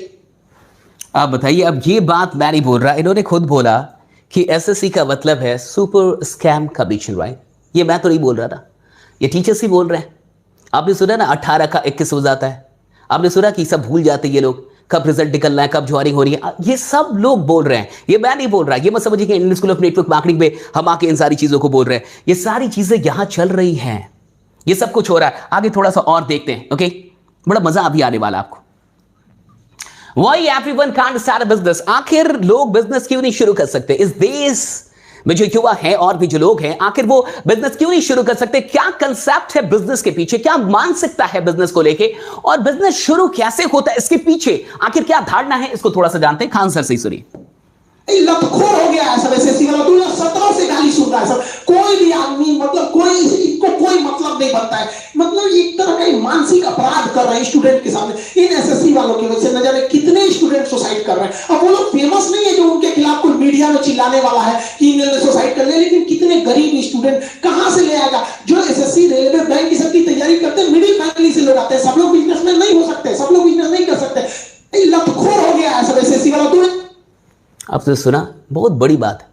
इन्होंने कहा कि जितने लोग ये सरकारी नौकरियों की तैयारी करने आते हैं, एसएससी या फिर रेलवे, जो भी बात है, राइट, ये मिडिल क्लास और गरीब परिवारों से आते हैं, यानी कि लोअर मिडिल क्लास फैमिली से निकल के आते हैं। इनके पास पैसे नहीं होते, इसलिए सब लोग बिजनेस नहीं कर सकते। बहुत गौर से सुनिए, एक बार और सुनिए, एक बार फिर से सुनिए। 17 से गाली सुन रहा है सर। कोई भी आदमी मतलब इसको कोई मतलब नहीं बनता है। मतलब एक तरह का मानसिक अपराध कर रहे हैं स्टूडेंट के सामने। इन एसएससी वालों की वजह से न जाने कितने स्टूडेंट सुसाइड कर रहे हैं। अब वो लोग फेमस नहीं है कि उनके खिलाफ कोई मीडिया में चिल्लाने वाला है कि इन्होंने सुसाइड कर लिया, लेकिन कितने गरीब स्टूडेंट कहां से ले आएगा? जो एसएससी, रेलवे, बैंक की सबकी तैयारी करते हैं, मिडिल फैमिली से लोग आते हैं। सब लोग बिजनेसमैन नहीं हो सकते, सब लोग बिजनेस नहीं कर सकते। लतखोर हो गया है। क्या मतलब है कि सब लोग बिजनेस नहीं कर सकते? बहुत गौर से सुनिए। अगर आप खान सर के इस वीडियो को देखेंगे या सुनेंगे तो वो कहते हैं कि सब मिडिल क्लास से आते हैं, गरीब परिवार से आते हैं, सबके पास उतने पैसे ही नहीं होते, यानी हर इंसान बिजनेस नहीं कर सकता। यानी बिजनेस को शुरू करने के लिए जो एक धारणा बनी हुई है इस पूरे समाज में कि पैसे चाहिए, काफी अधिक पैसे होने चाहिए, तभी आप बिजनेस शुरू कर सकते हैं। एक मिडिल क्लास का इंसान, एक लोअर मिडिल क्लास का इंसान, एक गरीब इंसान किसी व्यवसाय की शुरुआत नहीं कर सकता। कितने लोग इस बात को समझते हैं, इत्तेफाक रखते हैं और जो मैं कह रहा हूं उसको सही मानते हैं? राइट और यस, कि बिल्कुल यही बात यहां पे हुई है, बिल्कुल यही बात यहां पे हुई है। ये कहने का क्या मतलब है कि एक मिडिल क्लास का इंसान, एक लोअर मिडिल क्लास का इंसान बिजनेस नहीं कर सकता? इसका क्या मतलब है? इसका सिंपल सा इतना मतलब है कि उसके पास पैसे नहीं होते। राइट और यस और नो, कि क्या यही बात है? अगर आपको लगता है हां यही बात है, राइट और यस, कि ये यही इसी परिप्रेक्ष्य से कह रहे हैं, इसी परसेप्शन से कह रहे हैं, इसी धारणा से ये बात कह रहे हैं। राइट और यस, देखिए बहुत इंपॉर्टेंट चीज है और आज ये एक पूरा जो स्पेशल लाइव है ये बहुत काम आएगा सबके लिए काम आने वाला है। That's great. अगर किसी को भी लगता है तो नो, तो इसका और क्या मतलब हो सकता है कि मिडिल क्लास के लोग, गरीब परिवार से लोग आते हैं, सब लोग बिजनेस नहीं कर सकते? इसका क्या मतलब? इसका यही मतलब है। और क्या? बिजनेस करने के लिए क्या बॉडी चाहिए होती है क्या? बिजनेस ये इस किस परिप्रेक्ष्य में? बिजनेस के लिए आपको खाली बनना होगा क्या? बिजनेस करने के लिए कोई डिग्री की बात हो रही है? बिजनेस सिंपल से यही बात हो रही है कि मिडिल क्लास, गरीब परिवार की बात हुई और फिर बोला गया कि हर इंसान बिजनेस नहीं शुरू कर सकता है, नहीं कर सकता है। दैट्स वेरी सिंपल, पैसों की बात है, नहीं होता। आगे चलते हैं थोड़ा सा। अब देखिए पूरा खेल क्या है, इस पूरे गवर्नमेंट जॉब में कितनी बड़ी कंपटीशन है और क्या चीज हैरान करने वाली है। मैंने इसलिए लिखा है कि अब क्या जान लोगे बच्चे की, राइट? तो अब क्या होगा और आप खुद देखिए कि गवर्नमेंट जॉब की जो तैयारी कर रहे हैं उनके साथ कितनी बड़ी समस्याएं हैं। सुनिए जरा। भाई साहब, इतना बेवकूफी कभी हो सकता है कि जो लड़का 200 में 200 पाया उसका रिजल्ट नहीं हो रहा? मतलब 100 में 100% पाने के बाद रिजल्ट नहीं होगा? मतलब क्या चाहता है? एसएससी को भी हैक किया जाए, कुछ दिन में ये भी होगा। आरक्षण का विरोध करते हैं। अच्छा भैया एक बात बताओ, आरक्षण का जो विरोध करते हैं, मान के चलिए आरक्षण 200 नंबर का एग्जाम है, तो यही हो सकता है कि जिनको आरक्षण है उनका सिलेक्शन 150 पे हो जाए, जिन्हें आरक्षण नहीं है उनका सिलेक्शन 160 पे हो जाए, या फिर ऐसा भी हो सकता है जिन्हें आरक्षण है 120 पे सिलेक्शन हो सकता है। यही ना हो सकता है आरक्षण में। लेकिन जो नॉर्मलाइजेशन थोप दी है एसएससी आपके ऊपर, आप 200 में 200 लेके आएंगे, पता चला एसएससी ने किसी सीट में क्वेश्चन बहुत हार्ड रखे हैं, किसी में बहुत लूज कर दिया, आपका नॉर्मलाइजेशन में से 200 में तो 200 बना के लाए थे, आपका सिलेक्शन नहीं होगा। ये हो रहा है भाई साहब। 100% में से 95% जो लड़के पा रहे हैं उनका रिजल्ट नहीं हो रहा है। आप बताइए, आरक्षण खतरनाक, ये वाला सिस्टम खतरनाक हो गया। मतलब आप थोड़ा बहुत चेंजिंग आ सकता है, एक क्वेश्चन से दूसरा पेपर में थोड़ा बहुत मार्जिंग आता है। ऐसा क्वेश्चन सेट करता है सब कि किसी एग्जाम में इतना टफ आ जाएगा कि लड़का से 40-50% क्वेश्चन कर पाते हैं, किसी में एकदम नॉर्मल करते हैं। तो ये गलती एसएससी की है, उन गधों की है जो इसका क्वेश्चन सेट करते हैं। आधा तो उसमें आप 5-6 क्वेश्चन गलत मार देंगे सर, उसमें से लेवल अलग कर देंगे। इन गधों को निकालिए, एसएससी को रिफॉर्म की जरूरत है और इनकी सजा स्टूडेंट्स को नहीं भुगतना पड़े नॉर्मलाइजेशन के रूप में। बहुत गौर से समझिए इस पूरी बात को कि 200 में 200 लाने वाले लोग की भी नौकरी नहीं हो रही। अभी ये नॉर्मलाइजेशन जो हुआ है इसको थोड़ा सा समझ चाहिए कि 3 तारीखों में एग्जाम हुआ, 15, 16 और शायद 18। तो 18 तारीख के एग्जाम में काफी आसान क्वेश्चन पूछ दिए गए और उसमें क्या हुआ, 200 में 200 आ गए बहुत सारे लोग को। फिर बात ये निकल के आ गई कि एसएससी का ये कह रहा था कि हमने बड़ा आसान सा सवाल दे दिया था। अरे भाई दिया था तो बेहोशी में थोड़े दिया था। उन स्टूडेंट्स की क्या गलती थी कि आपने आसान सवाल दे दिए? वो तो अपनी तैयारी करके गए थे। अब उसमें नॉर्मलाइजेशन में क्या हुआ है कि नॉर्मलाइजेशन ऐसे किया गया कि सबका जो कठिन वाले दिन में थे उनमें नंबर जोड़ दिए गए, उनमें 60, 70 या फिर 100 नंबर जोड़ दिए गए और इनका 60, 70, 100 नंबर घटा दिया गया। ये तो सुन के ही हंसी आती है। इतना हास्यास्पद है ये पूरा मामला कि सुन के बहुत हंसी आती है। ये क्या मजाक चल रहा है लोगों के साथ? भाई उनकी क्या गलती है? स्टूडेंट्स की क्या गलती है? आप क्वेश्चन सेट कर रहे हैं, वो बेचारे नंबर लेके आ रहे हैं। अब 200 में 200 जो लोग लेके आए होंगे वो कितने खुश होंगे, उनका परिवार सेलिब्रेट कर चुका होगा, वो कितने आनंद में होंगे कि उनकी नौकरी तो हो रही है। बट उनमें से भी बहुत लोग की नौकरी नहीं हो रही है। ये तो चल रहा है साहब, ये चल रहा है, ये पूरा खेल चल रहा है। आप खुद सोच के देखिए, सरकारी तंत्र में ये जो भर्ती तंत्र है, इससे खराब क्या हो सकता है? इससे और खराब क्या हो सकता है? कितने लोगों को बात समझ में आ रही है? राइट और क्या? जितने लोगों को ये बात समझ में, ये हाल चल रहा है। आगे थोड़ा सा बढ़ते हैं। अब थोड़ा इसमें थोड़ा सा देख लीजिए, बड़ा काम की ये चीज है, ये फिर से एक आंकड़ा है और ये बहुत काम आएगी आपकी, ये आंकड़ा बहुत काम की चीज होने वाली है। देख लिया हुआ कि ईयर 2016 एंड 17 यानी कि 2016 और 17 में number of SSC exams 18 exam हुए एसएससी के उस साल में। टोटल जो सीट्स थे वो थे 40,000, यानी कि 40,000 सीट्स वैकेंट थे जिसमें नियुक्ति होने वाली थी। और टोटल जो एप्लीकेंट्स थे यानी जितने लोगों ने इसके लिए अप्लाई किया उनकी संख्या थोड़ा सा पढ़ लीजिए, 3,37,00,000। Getting my point? 40,000 सीट, ये 2016 और 17 की कहानी है, राइट? ओके, टोटल सीट कितनी है? 40,000, 18 एग्जाम होते हैं और लोग कितने भरते हैं फॉर्म? 3,37,00,000। मजाक चल रहा है साहब, कुल मिला के इस देश में मजाक चल रहा है। और जो पेरेंट्स अपने बच्चों पे दबाव बना रहे हैं, उनको डिप्रेशन का शिकार बना रहे हैं कि तुमको सरकारी नौकरी ही लेनी है, मैं ऐसे पेरेंट्स से कहूंगा कि आपसे बड़ा दुश्मन आपके बच्चे का और कोई नहीं होने वाला। आप खुद देख रहे हैं 40,000 सीट और 3,37,00,000 लोग, क्या करेगा बच्चा? हाँ, 95% से अधिक ला रहा है, फिर भी नहीं हो रहा। 200 में 200, अब 200 में 250 तो नहीं लेके आएगा ना, यही बात कह रहे थे वो भी। बहुत गौर से समझिए कि बच्चों पे कितना दबाव बनाया जा रहा है सरकारी नौकरियों के लिए। अगर मां बाप अपने बच्चों पे और भी विश्वास दिखाते और किसी और चीज के लिए भी वैसा ही विश्वास दिखाते, वैसा ही सपोर्ट करते, तो शायद वो बच्चा कुछ और भी कर सकता था। लेकिन नहीं, उनको सरकारी नौकरी चाहिए अपने बच्चे से। वो बच्चा क्या करे? आप ही बताइए कि 40,000 सीट में अगर 3 करोड़ लोग फाइट करेंगे और 37 लाख को तो मैं ऐसे भी छोड़ रहा हूं, तो होगा कितने लोगों का? होगा तो 40,000 का ही ना साहब, कि 40,000 से अधिक करवा देंगे आप। जितनी सीट्स है नौकरी तो उतनी होगी ना। कितने लोगों को यह बात समझ में आ रही है? भाई, जितने सीट्स है नौकरी तो उतने ही लोगों की होगी, या नौकरी आप बढ़ा देंगे? बहाली तो उतनों की होगी ना जितनी सीट्स हैं। तो 40,000 अगर सीट्स है तो 40,000 लोगों की ही नौकरी होगी, बाकी की तो नहीं होने वाली। अभी देखिए हाल क्या है बच्चों का। ये बच्चा है साहब, बहुत गौर से समझ जाइए, ये बच्चा है, ये सरकार है, ये एसएससी है, ये टीचर्स हैं, ये सरकार है, ये सरकारी नौकरियां हैं। बहुत गौर से, ये पूरा तंत्र है साहब, जिसमें सब हैं। टीचर्स भी खींचने में लगे हुए हैं, सरकार भी इनको खींचने में लगी हुई है, एसएससी है, आरआरबी है, यूपीएससी, सब। और ये बेचारा बच्चा रहा, ये बच्चा रहा। हाँ, सोचिए इस बच्चे का क्या होने वाला है। बहुत गौर से सोचिए इसका क्या होने वाला है। इसके जीवन की जो रस्सी है, हाँ, ये इसके हाथ में, इसके कंट्रोल में नहीं है। ये बच्चा अपने कंट्रोल में है ही नहीं साहब। ये ऊपर चढ़ेगा जीवन में कि नहीं, इसका जीवन बचेगा ही नहीं, ये इसके कंट्रोल से ही बाहर है। कितने लोगों को ये बात समझ में आ रही है? राइट डाउन गैस, जितने लोगों को बात समझ में आ रही है, बात समझ में आ रही है आपको?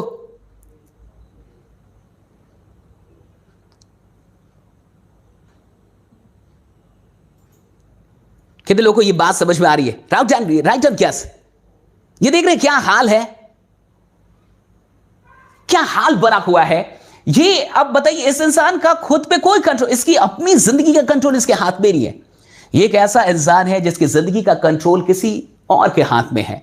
अब ये लोग इसको कहां तक खींचेंगे कि नहीं खींचेंगे, कहीं छोड़ ना दे, कहीं भूल ना जाए। अगर भूल गए तो 5 साल लटका रहेगा। बहुत गौर से, ये 5 साल लटका रहेगा। अगर भूल गए तो 10 साल लटका रहेगा। और ऐसे ही करते करते लोग 35 साल लटके रह जाते हैं।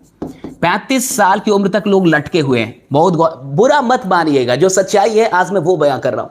35 साल तक लोग लटके रह जा रहे हैं। कहां से? 15 साल की उम्र से। 15 साल की उम्र से 35 साल तक लटके हुआ है इंसान। 20 साल तक लटका हुआ है कि कोई तो खींचेगा, कोई तो एग्जाम आएगा, कोई तो बहाली आएगी, कोई तो वैकेंसी आएगी, कभी तो नंबर मेरा उतना आ जाएगा। ठीक है, बहुत बढ़िया है। लेकिन ये इस तरीके की लड़ाई है जहां पे आपके पास कुछ भी नहीं है, आपके हाथ में कुछ भी नहीं है। कुल मिला के तो मुझे यही लग रहा है, अब जब 40,000 नौकरी हो, 3 करोड़ लोग हो, तो आपके हाथ में तो मुझे लगता है कुछ है ही नहीं। फिर सारा कुछ लक पे दिखता है। इस तरीके से लगता है कि ये भाग्य भरोसे हो गई चीजें। और अब तो वही कहेंगे आप कि जिसका 200 आया उसका रहा हो, जिसका कम आया उसका हो जाए। ये भाग्य भरोसे ही है, और क्या है।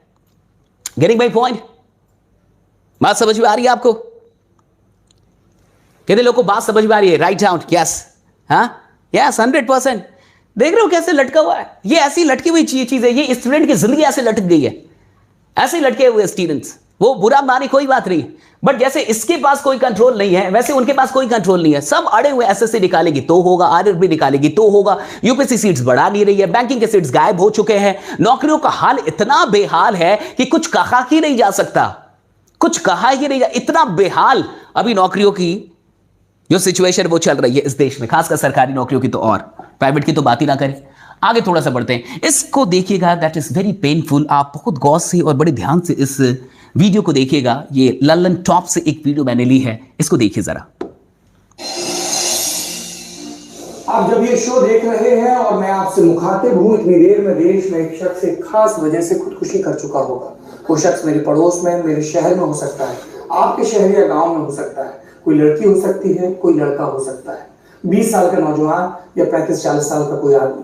हर एक घंटे में ऐसे खुदकुशी करने वालों में एक नया नाम जोड़ता जाता है, आंकड़े बढ़ जाते हैं, पहचान बदल जाती है, लेकिन खुदकुशी की वजह इसमें कॉमन होती है। भारत में हर घंटे एक आदमी बेरोजगारी या पैसों की तंगी या कर्ज में डूबने की वजह से आत्महत्या कर लेता है। समझ में आया आपको? कितने लोगों ने ये पूरी वीडियो को सही ढंग से सुना, राइट? अगर आपने सही ढंग से सुना होगा तो आपको डेफिनेटली समझ में आएगा कि क्या बात हुई इसके अंदर। मैं एक बार और इसको चला रहा हूं, एक बार मैं इसको फिर से रिप्ले कर रहा हूं, आप फिर से एक बार फिर से सुनिए। और ये बड़ा पेनफुल है, इसलिए मैंने लिखा इट्स एक्सट्रीमली पेनफुल। इससे अधिक दुखद कुछ भी नहीं हो सकता। आप जब ये शो देख रहे हैं और मैं आपसे मुखातिब हूं, इतनी देर में देश में एक शख्स एक खास वजह से खुदकुशी कर चुका होगा। वो शख्स मेरे पड़ोस में, मेरे शहर में हो सकता है, आपके शहर या गांव में हो सकता है, कोई लड़की हो सकती है, कोई लड़का हो सकता है, 20 साल का नौजवान या 35-40 साल का कोई आदमी। हर एक घंटे में ऐसे खुदकुशी करने वालों में एक नया नाम जोड़ता जाता है, आंकड़े बढ़ जाते हैं, पहचान बदल जाती है, लेकिन खुदकुशी की वजह इसमें कॉमन होती है। भारत में हर घंटे एक आदमी बेरोजगारी या पैसों की तंगी या कर्ज में डूबने की वजह से आत्महत्या कर लेता है। देखा आपने, राइट? हर घंटे एक इंसान आत्महत्या कर रहा है, किसके चलते? बेरोजगारी या कर्ज में डूबने के चलते। ओके, बहुत गौर से समझिए इस बात को। और अगर आप इस बात को नहीं समझना चाहते हैं तो कोई बात नहीं, लेकिन ये आंकड़े बता रहे हैं, ये मेरी वीडियो नहीं है, ये लल्लन टॉप की वीडियो है और पूरे फैक्ट के साथ ये वीडियो में बात की जा रही है कि हर घंटे जब तक ये शो चल रहा है, अगर हम 2-3 घंटे कर ले तो 3-4 लोग सुसाइड कर चुके होंगे। और उसमें एक बात कही गई है कि वो लड़का हो सकता है, लड़की हो सकती है, वो 15 साल 35 साल किसी भी उम्र का वो इंसान हो सकता है। और जो कारण है वो कॉमन है, कारण जो है बड़ा कॉमन कारण है, वो है बेरोजगारी या पैसों की तंगी। और तब जब बात होती है पैसे कमाने की, तब इंसान पैसों की अगर बात करता है तो लोगों को बड़ा बुरा लगता है। जिस देश में हर घंटे एक आत्महत्या होती हो बेरोजगारी के चलते, पैसों की तंगी के चलते, और जब वहां पे कोई इंसान ऐसा कहता है कि आप पैसे कमाने के लिए काम कर रहे हैं, या फिर आप पैसों की बात कर रहे हैं, आप अच्छे इंसान नहीं हैं, या फिर आप स्वरोजगार की बात कर रहे हैं, ये ठीक काम नहीं है, तब मुझे समझ में नहीं आता फिर किया क्या जाए। सरकार के पास कोई सॉल्यूशन नहीं दिख रहा। आबादी घटने वाली है नहीं, आबादी दिन प्रतिदिन बढ़ती चली जा रही है, और कहीं ना कहीं ऐसा लगता है कि जीडीपी भी बढ़ रही है। सरकार ऐसा दिखाती है कि अर्थव्यवस्था काफी तेजी से बढ़ रही है, लेकिन नौकरियां उस तेजी से तो रोजगार बढ़ते हुए नहीं दिखते। तो आप खुद समझिए, वरना ऐसा क्यों होता? और सिंपल सी बात बोली गई है कि कारण क्या है? कारण है बेरोजगारी या पैसों की तंगी। और तब जब इंसान पैसों को इग्नोर करता है, या फिर उसको ऐसा लगता है कि मैं 1-2 घंटे बर्बाद कर लूं लेकिन मैं कोई काम ना करूं, मैं 1-2 घंटे फेसबुक कर लूं, हाँ कुछ और कर लूं, वीडियोस देख लूं, लेकिन कोई काम नहीं कर सकता क्योंकि मैं पढ़ाई कर रहा हूं साहब, क्योंकि मैं कुछ और काम कर रहा हूं। इतना बिजी इंसान खुद को शो करता है कि वो पैसों के लिए काम नहीं करना चाहता। देखिए सिंपल सी बात है कि पैसों के चलते आत्महत्याएं तो हो रही है, चाहे आप माने चाहे आप ना माने। बेरोजगारी के चलते आत्महत्याएं तो हो रही है, चाहे आप माने चाहे ना माने, इससे कोई फर्क नहीं पड़ता। आगे थोड़ा सा चलते हैं, right? Next video, next slide पे, what are the options then? तो फिर सवाल उठता है कि ऑप्शन क्या है? फिर अगर साहब ये चीजें नहीं हो पा रही है, फिर क्या ऑप्शन है? फिर क्या किया जाए? फिर किस तरीके से काम किया जाए? क्या करे युवा, क्या करे यूथ, क्या करे स्टूडेंट्स, कहां जाए, क्या करे? तो देखिए, मेरे हिसाब से ये 10 फील्ड है जो ऑप्शंस में है। अगर सरकारी नौकरी ना हो तो की बात हो रही है, और ना हो तो की बात क्यों हो रही है? क्योंकि सबको नौकरी मिलेगी, चाहे आप कुछ भी कर ले।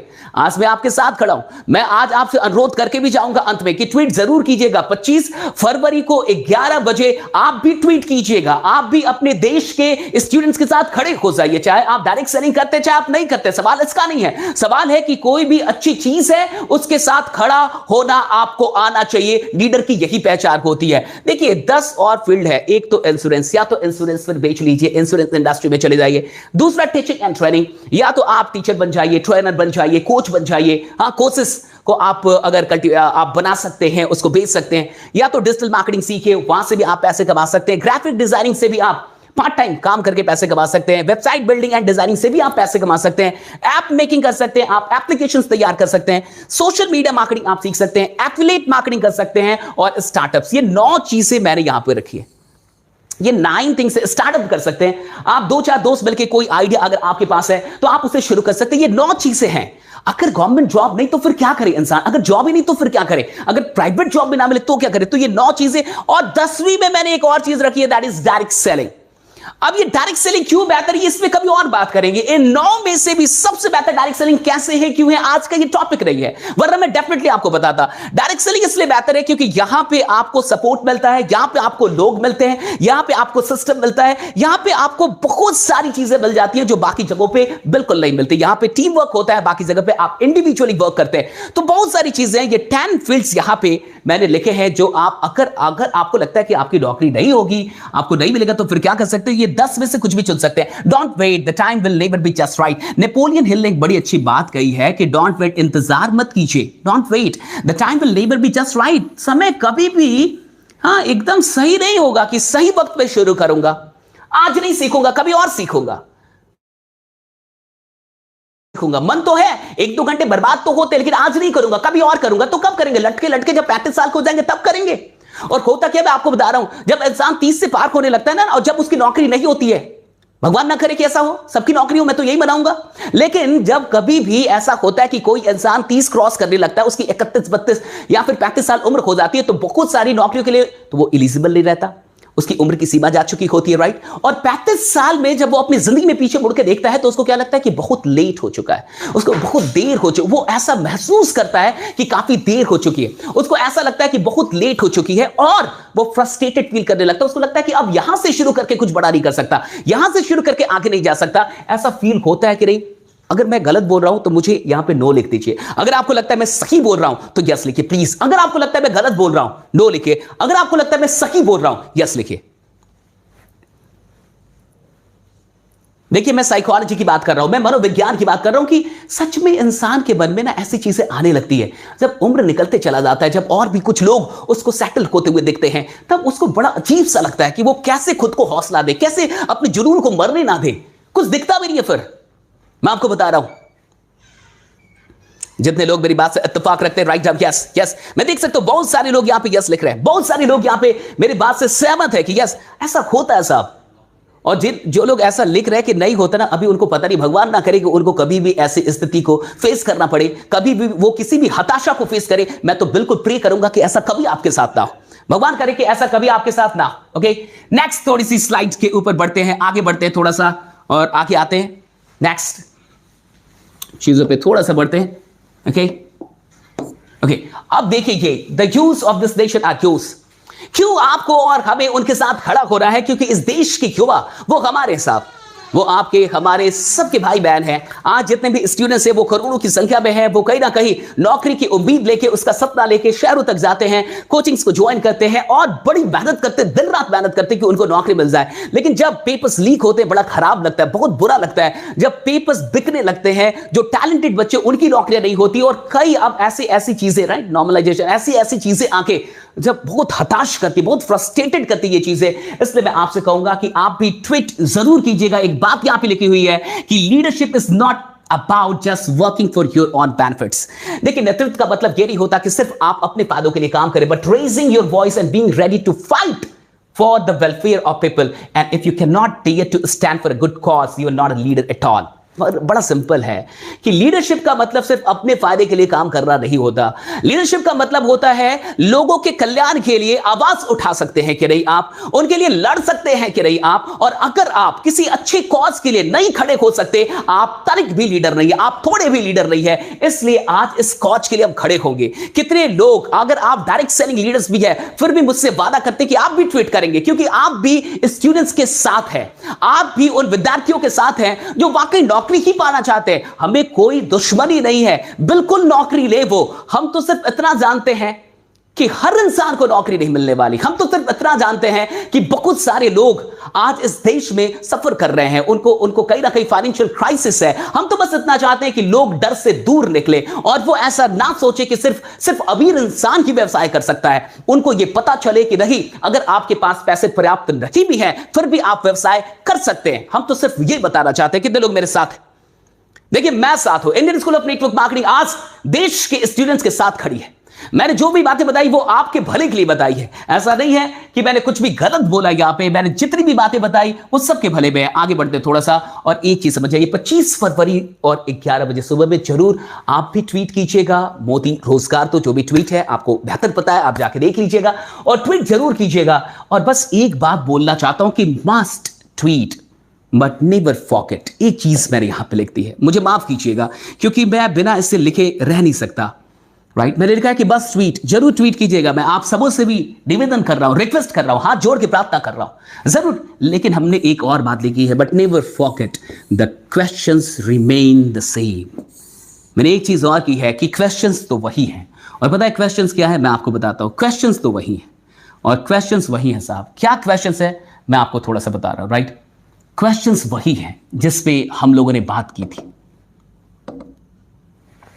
क्वेश्चंस यही हैं साहब, 3 biggest questions। आप माने ना माने, आज आपको यह बात रियलाइज हो या जिंदगी में 5 या 10 साल बाद रियलाइज हो, जब तक आप अपने बारे में सोचेंगे आपके अंदर ये सवाल नहीं उठेंगे। जिस दिन भी आप देश समाज के बारे में सोचेंगे और भी लोगों के बारे में सोचेंगे, ये सवाल आपको चिंतित करेंगे, ये सवाल आपको सोचने पे मजबूर करेंगे। मैंने कहा कि ट्वीट जरूर कीजिएगा, स्टूडेंट्स के साथ जरूर खड़े होइए। अगर सरकार ने वादा किया था तो वादा निभाना चाहिए। अगर किसी ने भी कहा था कि वो नौकरी देगा तो उसको नौकरी देनी चाहिए। अगर हमारा सिस्टम आज भ्रष्ट है तो इससे शर्म की बात और क्या हो सकती है कि एक सही सिलेक्शन का प्रोसेस नहीं है, हमारे पेपर लीक हो जाते हैं, आउट हो जाते हैं। ये क्या मतलब है? कैसे देश में हम, शर्म आती है कि इस डिजिटल जमाने में भी इतनी सारी चीजें हो रही हैं। और मैं फिर से कहूंगा ये तकनीकी समस्या नहीं है, ये मानवीय समस्याएं हैं। और मुझे फक्र है डायरेक्ट सेलिंग का एक ट्रेनर होने के नाते, एक कोच होने के नाते मुझे फक्र है कि डायरेक्ट सेलिंग में कम से कम कैरेक्टर को बिल्ड किया जाता है, चरित्र का निर्माण किया जाता है और उनको बिकाऊ होना नहीं सिखाया जाता, उनके चरित्र का निर्माण होता है, वो भ्रष्ट नहीं होते। ऐसी चीजें वहां पे सिखाई जाती है। मुझे इस चीज पे वाकई प्राउड है। ओके, और मैं ये नहीं कह रहा कि सब के सब खराब है। हाँ, कुछ लोग खराब हैं जो सारी चीजों को खराब कर रहे हैं। तो वही मैं कह रहा हूं कि क्वेश्चन तो वही है साहब कि क्या कोई ऐसी सरकार आएगी जो 100% युवाओं को नौकरी दे पाए? और क्या कभी ऐसा होगा कि हर एक स्टूडेंट कंपटीशन को फाइट कर पाए, क्रैक कर पाए और उससे निकाल पाए? और क्या अगर ये नहीं तो फिर क्या? अगर गवर्नमेंट जॉब नहीं तो क्या? वो तो मैंने आपको बता दिया। लेकिन ये 2 सवाल फिर भी यक्ष सवाल है। राइट, और ये सवाल बिल्कुल हमेशा खड़े रहेंगे। कितने लोगों को मेरी बातें समझ में आई? राइट डाउन यस जरूर करेंगे आप। जो भी चीजें हैं ट्वीट जरूर करेंगे। मैं भी आपसे अनुरोध कर रहा हूं। लेकिन ये जो आज का सेशन था ये बड़ा काम का सेशन था। अगर आपको मेरी बातें समझ में आई हो, और यहां पे मोहम्मद यूनुस है, इन्होंने एक बड़ी अच्छी बात कही है कि I should never seek a job in my life. मुझे अपनी जिंदगी में कभी भी जॉब नहीं खोजना है। My mission in life is to create jobs. मेरा मिशन है कि मैं नौकरियां पैदा करूं। And I am not job seeker, और मैं जॉब सीकर नहीं हूं, आई एम जॉब गिवर। मैं जॉब गिवर हूं। बहुत अमेजिंग बात। इंडिया को इसी सोच की आवश्यकता है, भारत के युवाओं को इसी सोच की आवश्यकता है, खासकर डायरेक्ट सेलिंग के लीडर्स को इसी सोच की आवश्यकता है। मैं आपसे आज ये कह रहा हूं, पता है ये देश कब बेरोजगारी की समस्या से दूर होगा, मैं आज आपको बता रहा हूं। और हमेशा याद रखिएगा, सरकार कितनी नौकरियां देगी साहब? लोगों को नौकरियां पैदा करनी पड़ती है। अगर आप एक डायरेक्ट सेलिंग लीडर हैं तो हमेशा अपने मन में एक मिशन रख लीजिए कि जब यहां से पैसे कमाऊंगा और भी पैसे कमाऊंगा तो अपने जीवन में 10 लोगों को रोजगार जरूर दूंगा। अपने गांव के लोगों को, अपने समाज के लोगों को, ऐसे लोगों को जो डिसेबल्ड हैं, ऐसे लोगों को जिनको कोई नौकरी नहीं मिल रही, और ऐसे 10 लोगों को अपने जीवन में मरने से पहले रोजगार जरूर देके जाऊंगा। ऐसे 10 घर को हाँ मैं जरूर चलाऊंगा। ये एक सपना डायरेक्ट सेलिंग लीडर का होना चाहिए। अगर आप मुझसे पूछे तो ये सपना हर एक नेटवर्क मार्केटर का होना चाहिए कि मैं 10 लोगों को रोजगार दूंगा।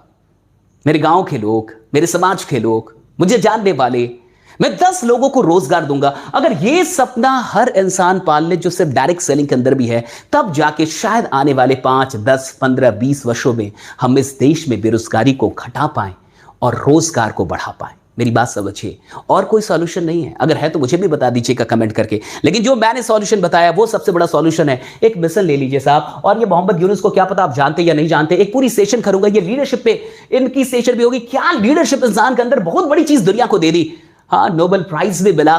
तो ये जो एक सोच होती है कि जॉब सीकर नहीं बनना, जॉब गिवर बनना है, मैं आपसे अनुरोध करूंगा, डायरेक्ट सेलिंग के लीडर से अनुरोध करूंगा, आप तो मानिएगा मत। जीवन में 10 लोगों को रोजगार देके मरिएगा, उससे पहले मरिएगा मत, उससे पहले मौत भी आपको छू के ना जाए। कुछ ऐसा मिशन आप ले लीजिए कि मुझे 10 लोगों को रोजगार देना है। कितने लोग तैयार है? राइट डाउन यस, कि मैं यहां से पैसा जरूर कमाऊंगा, बट कुछ शुरू कर दूंगा, स्कूल शुरू करूंगा, रेस्टोरेंट शुरू कर दूंगा, कुछ और शुरू करूंगा, पैसा यहां से कमाऊंगा, लेकिन कुछ और धंधा जरूर करूंगा जहां से 10 लोगों को रोजगार दे पाऊं। कितने लोग मेरे साथ तैयार हैं इस मिशन में? How many of you are ready?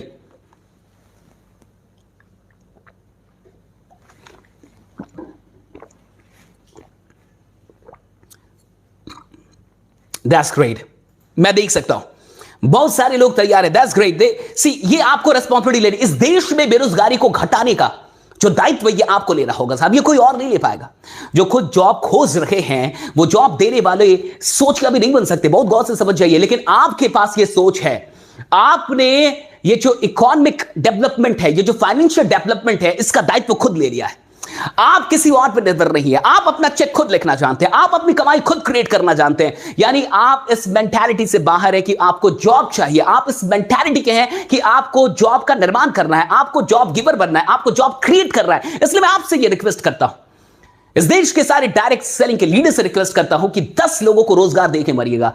अगर इस देश के लिए कुछ बड़ा करना चाहते हैं ना, इस देश के लिए अपना कर्ज, वैसे तो देश का कभी कर्ज उतरता नहीं है, फिर भी इस देश के लिए अगर कुछ करना चाहते हैं, जीते जीते कुछ करना चाहते हैं, 10 लोगों को रोजगार देके मरिएगा। छोटा मोटा कोई दुकान कर दीजिएगा, कुछ भी कर दीजिएगा, वहां 2 इंसान तो बैठ जाएगा ना साहब। पता हुआ क्या, ये इतनी बड़ी बेरोजगारी कैसे आ गई? पता आपको ऑर्गेनाइज सेक्टर्स में हुआ क्या कि पिछले 10 वर्षों में बहुत सारी कंपनियों पे लोन आ गया, बहुत घाटे में चली गई, और जब घाटे में गई तो बहुत सारी कंपनियां बंद हो गई। टेलीकॉम में पहले 20 कंपनियां हुआ करती थी, आज 2 और 3 कंपनियां रह गई है। बहुत बहुत से, कभी 20 और कभी आज 2 या 3। तो मार्केट में बहुत सारी कंपनियां ऑर्गेनाइज सेक्टर की, जिन पे लोन हो गया, जिन पे काफी अधिक कर्ज हो गया, वो कर्ज नहीं चुका पाई, दिवालिया घोषित कर लिया और वो बंद हो गई। तो वहां से बहुत सारी नौकरियां चली गई।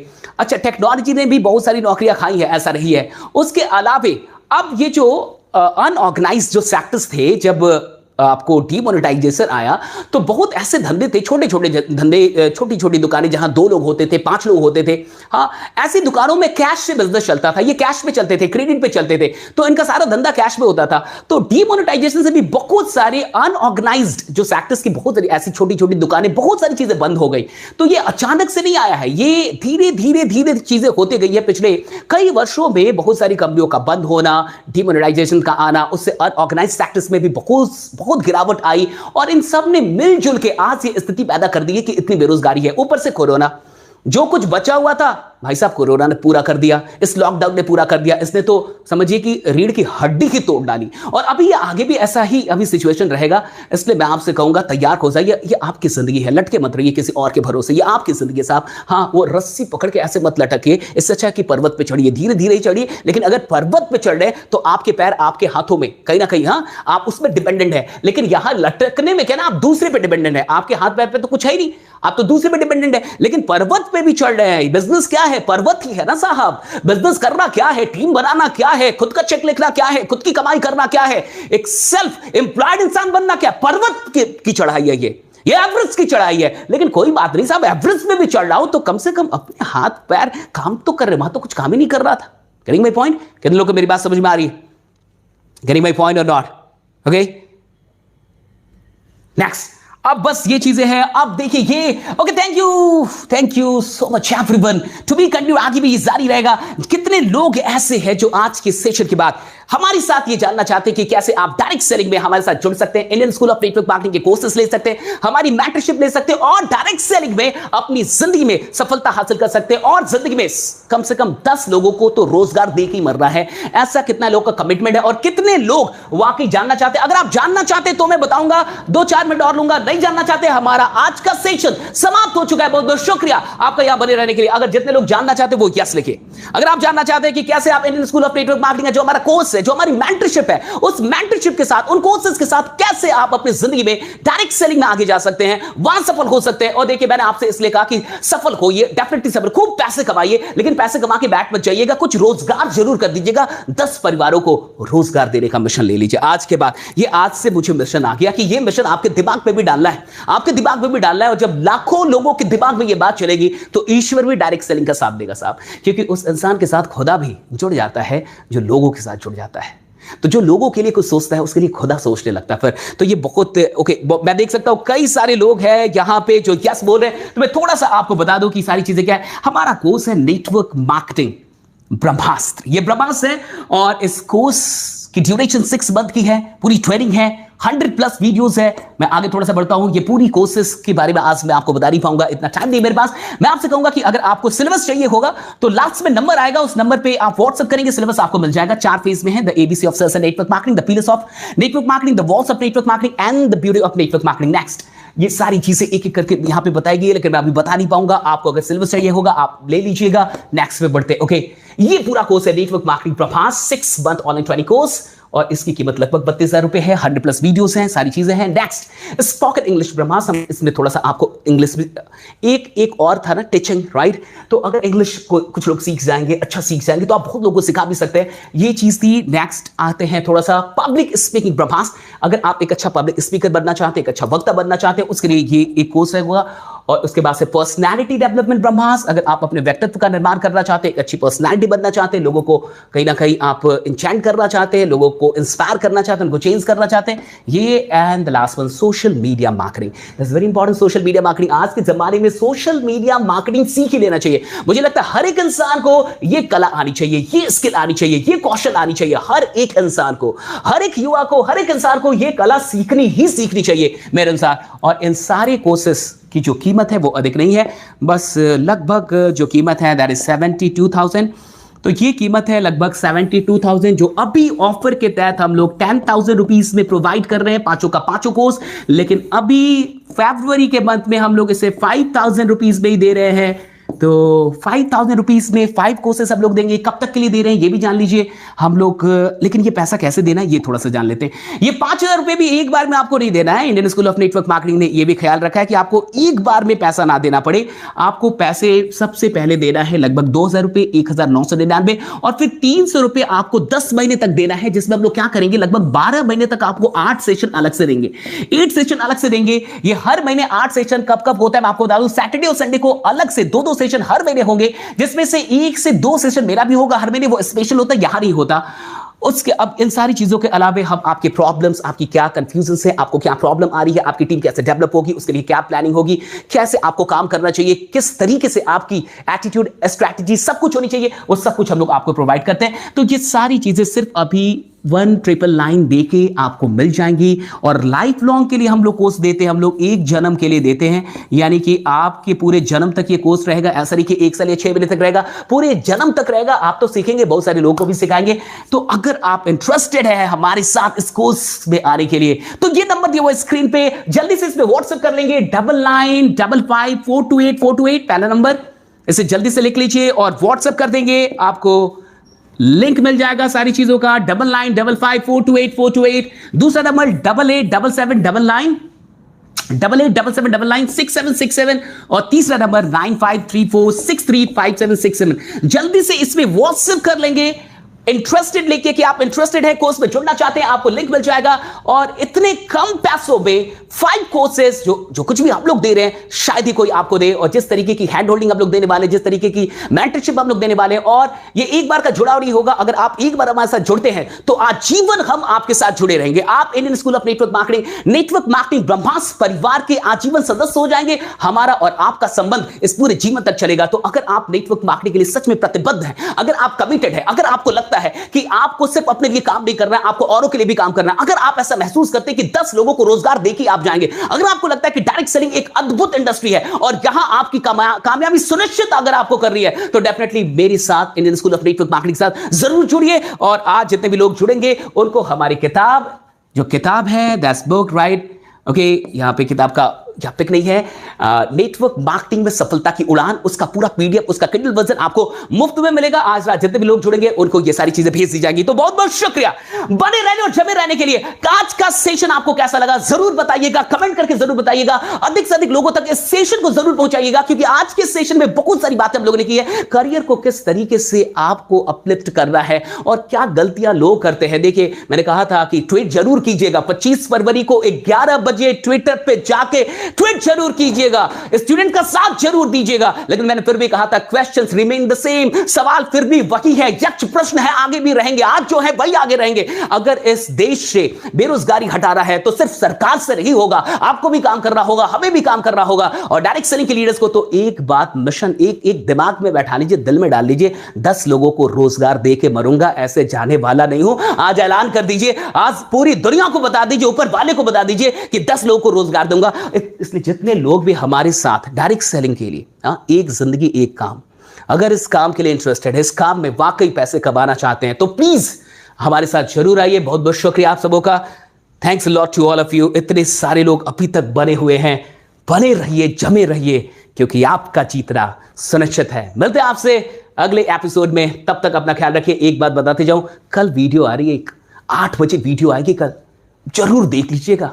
खतरनाक वीडियो, वर्कशॉप की वीडियो डाल रहा हूं, पहले नहीं डालता था, अब डाल रहा हूं। बहुत सारी ऐसी चीजें दे रहा हूं जो पहले देता नहीं था। वर्कशॉप की वीडियो को भी हमारी आती नहीं थी। कल 8 बजे वीडियो आ रही है, खतरनाक सी वीडियो, उसको जरूर देख लीजिएगा। और हाँ, वेंसडे और सैटरडे, वेंसडे बुधवार और शनिवार को 8 बजे सुबह में वीडियो जरूर मिलेंगे आपको, अलग वीडियो। और लाइव तो मैं जब तक जिंदा हूं तब तक चलेगा। ये विश्व की सबसे बड़ी लाइव श्रृंखला होने वाली है। पहली लीडरशिप मैराथन में इतना प्यार देने के लिए और दुनिया के अंदर एक नई चीज की स्थापना करने के लिए आप सबों को दिल से बहुत बहुत आभार, बहुत बहुत शुक्रिया। Thanks to all of you, love you all.